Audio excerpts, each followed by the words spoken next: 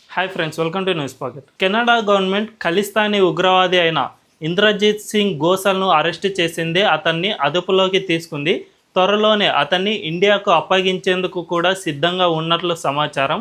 అయితే కెనడా ఏంటి, ఖలిస్తానీలపై ఇంత చర్యలు తీసుకోవడం ఏంటి, ఏకంగా ఉగ్రవాదిని అరెస్ట్ చేసి మన ఇండియన్ గవర్నమెంట్కు అప్పగించడమా అని చాలామందికి క్వశ్చన్ రైజ్ అవుతుంది. ఎందుకంటే ఆ దేశం ఇప్పటి వరకు ఖలిస్తానీలకు సపోర్ట్ చేస్తూనే వచ్చింది. ఆ దేశం సపోర్ట్ వల్లే ఖలిస్తానీలు ఇంతగా రెచ్చిపోతున్నారు. అలాంటిది ఖలిస్తానీ ఉగ్రవాదిని అరెస్టు చేసి మన ఇండియాకు అప్పగించేందుకు కెనడా సిద్ధమవుతోంది అంటే తెర వెనుక ఏదో ఒకటి జరిగినట్లే అనుమానం వస్తుంది. రీసెంట్గా జరిగిన కొన్ని సిరీస్ ఆఫ్ ఈవెంట్స్ను మనం సరిగ్గా క్షుణ్ణంగా పరిశీలిస్తే ఇది నిజమే అనే అర్థమవుతుంది. దీని వెనుక మోదీ అండ్ అజిత్ దోవల్ చాలా కీలకమైన రోల్ ప్లే చేసినట్టు తెలుస్తుంది. అయితే ఆ సిరీస్ ఆఫ్ ఈవెంట్స్ ఏంటి, అండ్ మోదీ అండ్ అజిత్ దోవల్ ఈ ఖలిస్తానీ ఉగ్రవాదులను అణిచివేసేందుకు ఏ విధంగా చర్యలు తీసుకున్నారు అనే విషయం తెలుసుకునే ముందు ఈ ఛానల్ను రీసెంట్గానే స్టార్ట్ చేసాం. మాకు మీ సపోర్ట్ ఖచ్చితంగా కావాలి. ఈ ఛానల్ను వెంటనే సబ్స్క్రైబ్ చేసుకొని అండ్ బెల్ ఐకాన్ క్లిక్ చేయడం అస్సలు మర్చిపోద్దు. ఇక డీటెయిల్స్లోకి వెళ్తే రీసెంట్గా జూన్లో మోదీ G7 శిఖరాగ్ర సమావేశాలకు హాజరయ్యారు.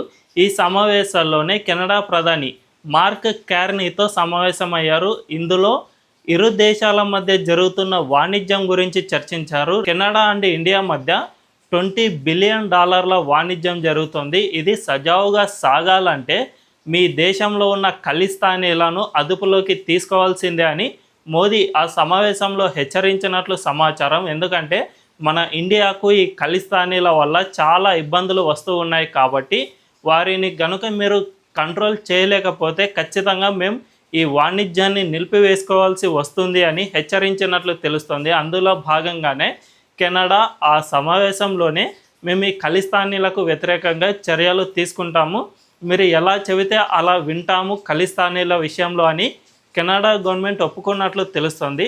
ఇక మోదీ సమావేశం అయిపోయిన వెంటనే అజిత్ దోవల్ రంగంలోకి దిగారు.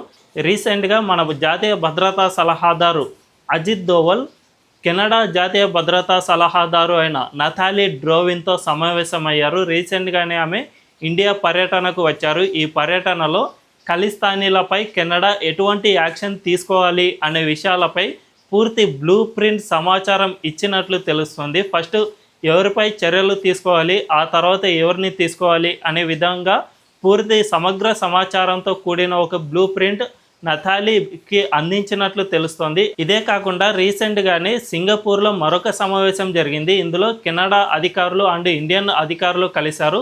ఈ సమావేశంలో ఖలిస్తానీలకు సంబంధించి మన ఇండియా దగ్గర ఉన్న ఎవిడెన్స్ అన్నిటినీ ఆ దేశానికి సమర్పించినట్లు సమాచారం ఉంది. సో ఈ సిరీస్ ఆఫ్ ఈవెంట్స్లో భాగంగానే ఖలిస్తానీలపై చర్యలు తీసుకునేందుకు కెనడా గవర్నమెంట్ సిద్ధమైనట్లే అర్థమవుతుంది. అందులో భాగంగానే రీసెంట్గా ఇంద్రజిత్ సింగ్ గోసల్ను అరెస్ట్ చేసింది. అయితే ఈ గోసల్నే ఎందుకు అదుపులోకి తీసుకున్నారు అనే విషయానికి వస్తే ఇతను ఖలిస్తానీ ఉగ్రవాదులకు చాలా కీలకమైన వ్యక్తి అని తెలుస్తోంది. 2023 నుంచి కెనడాలో ప్రధానమైన ఖలిస్తానీ ఉగ్రవాద సంస్థ అయిన సిక్స్ ఫర్ జస్టిస్ సంస్థకు ఇతను చాలా కీలకమైన రోల్లో పనిచేసినట్లు తెలుస్తుంది. అంతేకాకుండా దీంతో పాటు సిక్స్ ఫర్ జస్టిస్ అధినేత గురుపట్వంత్ సింగ్కు ఇతను చాలా సన్నిహితుడు అని కూడా ఇండియా గుర్తించింది. అందుకే ఫస్ట్ ఇతడిని అరెస్ట్ చేయాలి అని మన ఇండియా కెనడాను కోరింది. దీంతో ఇతన్ని అరెస్ట్ చేసింది. అయితే ఇదే ఫస్ట్ టైమా, లేదంటే అతను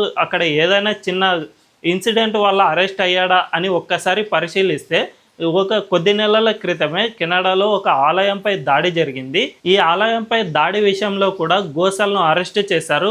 ఆ తర్వాత వెంటనే అతనికి అక్కడ బెయిల్ లభించింది. అంటే ఏదో చిన్న ఇన్సిడెంట్లో లేదంటే ఖలిస్తానీ ఉగ్రవాదులు చేసే ఇన్సిడెంట్లో అరెస్ట్ అయినా కూడా అతనికి గతంలో బెయిల్ లభించిన దాఖలాలు ఉన్నాయి. కానీ ఫర్ ది ఫస్ట్ టైం అతన్ని పూర్తిగా అదుపులోకి తీసుకుంది అక్కడి గవర్నమెంట్. త్వరలోనే అతన్ని ఇండియాకు అప్పగించే అవకాశం కూడా ఉన్నట్లు సమాచారం అందుతుంది.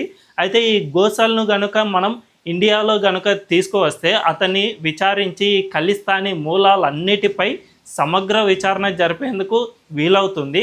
జనరల్గా సిక్స్ ఫర్ జస్టిస్ అధినేత గురుపట్వంత్ సింగ్ను అదుపులోకి తీసుకోమని కోరితే కెనడా అతన్ని తీసుకోదు. ఎందుకంటే అతని చుట్టూ చాలా రాజకీయాలు కేంద్రీకృతమై ఉన్నాయి కాబట్టి అతన్ని ఇప్పటికిప్పుడు అరెస్ట్ చేసే అవకాశం లేదు. సో అతనికి చాలా సన్నిహితుడైన ఇంద్రజిత్ను మన ఇండియాకు తీసుకువస్తే అతన్ని విచారించి ఈ ఎస్ఎఫ్జే సంస్థకు ఆర్థిక మూలాలేమిటి, వీరికి ప్రధాన వనరులు ఏమిటి, ఎవరెవరు ఇతనికి సపోర్ట్ చేస్తూ ఉన్నారు అనే విషయాలన్నిటిపై మనకు స్పష్టమైన ఆధారాలు లభిస్తాయి. ఈ ఆధారాలన్నిటినీ తీసుకుని మనం అంతర్జాతీయ సంస్థల ముందు వీటిని ఉంచితే ఖచ్చితంగా ఖలిస్తానీ ఉగ్రవాది, మెయిన్ ఉగ్రవాది అయిన గురుపట్వంత్ సింగ్ పన్నును అదుపులోకి తీసుకునేందుకు అవకాశం ఏర్పడుతుంది. అందుకే ప్రస్తుతం ఈ ఇంద్రజిత్ సింగ్ను మాకు కావాలి అని అజిత్ దోవల్ కెనడా గవర్నమెంట్ను కోరినట్లు తెలుస్తుంది. అందులో భాగంగానే అతన్ని అరెస్టు చేశారు. త్వరలోనే ఇండియాకు తీసుకురానున్నారు. 2023 కంటే ముందు వరకు ఇండియా అండ్ కెనడా మధ్య దౌత్య సంబంధాలు బాగానే ఉండేవి. కానీ ఖలిస్తానీలు అక్కడే ఉండి మన ఇండియాను రెచ్చగొడుతూ వచ్చారు. అయితే 2023లో ఒక పెద్ద ఇన్సిడెంట్ జరిగింది. హర్దీప్ సింగ్ నిజ్జర్ అనే కీలకమైన ఖలిస్తానీ ఉగ్రవాది హత్య ఆ సంవత్సరంలో జరిగింది.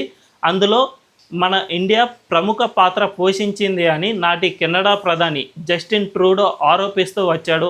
మన ఇండియన్ ఇంటెలిజెన్స్ అధికారుల ఫోటోలు బయటపెట్టి వీళ్ళే ఈ హత్యలో కీలకమైన పాత్ర పోషించారు అని ఆయన చెప్పాడు. అంతేకాకుండా ఈ హత్యలో భారత హోంశాఖ మంత్రి అమిత్ షా కూడా కీలకమైన రోల్ ప్లే చేశాడు అని కెనడా గవర్నమెంట్ ఆరోపించింది. అయితే ఈ ఆరోపణల్లో ఒక్కదానికి కూడా పర్ఫెక్ట్ ఎవిడెన్స్ అనేది చూపించలేకపోయింది. ఎందుకంటే ఆ దేశం దగ్గర ఇండియాకు వ్యతిరేకంగా ఏ ఒక్క ఎవిడెన్స్ లేదు కాబట్టి అవి జస్ట్ ఆరోపణలుగానే మాత్రమే మిగిలిపోయాయి. మన ఇండియా కూడా ఆధారాలు చూపించి మాట్లాడండి అని కెనడాకు ఘాటు హెచ్చరికలు జారీ చేసింది. అంతేకాకుండా దౌత్య సంబంధాలను పూర్తిగా తెగదెంపులు చేసుకునే స్థాయికి వచ్చేసింది. అప్పటి నుంచి ఇప్పటి వరకు ఇరు దేశాల మధ్య సరైన సంబంధాలు లేవు కాబట్టి ఈ సత్సంబంధాలను నెరుపుకోవాలన్నా లేదంటే వాణిజ్యం మరింత పెరగాలన్నా కూడా మీరు ఖలిస్తానీలపై పూర్తిగా యాక్షన్ తీసుకున్న తర్వాతే మేము యాక్టింగ్ స్టార్ట్ చేసాం.